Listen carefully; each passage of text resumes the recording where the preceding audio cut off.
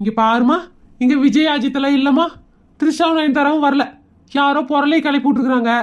எல்லாரும் வந்து எங்க கழுத்து அறுத்துட்டு இருக்கீங்க. ஏமா வேற பொழப்பே இல்லையாமா? போங்கம்மா, வீட்டுல வேலை இருந்தா போய் பாருங்கம்மா. ஐயோ, விஜய் அண்ணா வருவாருன்னு பாருங்க. 400 ரூபா கொடுத்து இந்த ட்ரெஸ் அவர் தச்சு போட்டு எடுத்துட்டு வந்தேன். ச்சே, சரி வீடுங்க கழுதியா. ஒரு 400 ரூபா இருந்தா கொடுங்க. இந்த தையக்கூலி கொண்டு போய் கொடுத்துக்குவேன். இல்லனா துணிக்கார வீடு வரைக்கும் வந்து பஞ்சாயத்து பண்ணிட்டு இருப்பா.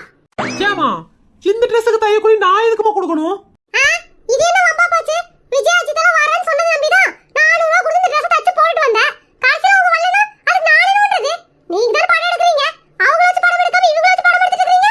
ஏனுங்கண்ணா, நீங்க அறிவில்லாம விஜய் அஜித்லாம் வச்சு படம் எடுக்காம விட்டுட்டு இப்போ என்னை வந்து கோவப்படுறீங்க. என்ன பண்றது? எனக்கு தெரியாது 400 ரூபா வேணுமாக்கும். இது என்ன புது பித்தலாட்டமா இருக்கு? ஏமா விஜய் அஜித்தெல்லாம் வச்சு நானாமா படம் எடுக்க மாட்டேங்கிறேன்? ஏமா எனக்கும் ஆசைதான் அவங்கள வச்சு படம் எடுக்கணும். அவங்க டேட் தான் தர மாட்டேங்கிறாங்களே. எனக்கு அதெல்லாம் தெரியாது. எனக்கு தேவை 400 ரூபா. விஜய் அஜித்தெல்லாம் வச்சு ஏன் படம் எடுக்கலன்னு என்னை பார்த்து கேட்ட ஒரே ஆள் நீதாமா. அதுக்காகவே 400 ரூபா கொடுத்துறேன். இந்த ஏரியா பக்கமே வராதம்மா, தயவு செய்து போயிருமா. சரி சரி, குடுக்குறதா குடுக்குறீங்க. கூட 100 ரூபா போட்டு கொடுங்க. ஏதாவது வாங்கி சாப்பிட்டு வீட்டு பக்கம் போயிருவேன். தேவைதான் தேவைதான்.